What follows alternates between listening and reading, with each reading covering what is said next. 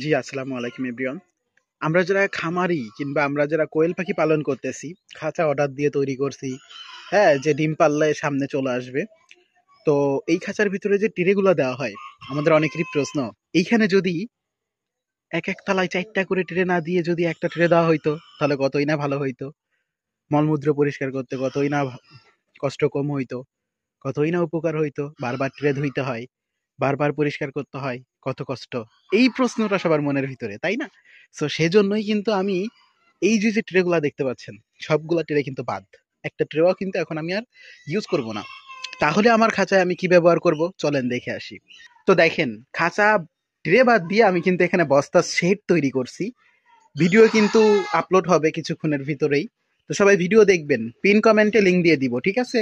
সেটআপমেন্ট কিভাবে করবেন, কত টাকা খরচ হবে, ইনশাল্লাহ ভিডিওটি দেখলে জানতে পারবেন। ধন্যবাদ, সবাই ভিডিওটি দেখবেন, পিন কমেন্টে দেওয়া আছে লিঙ্ক।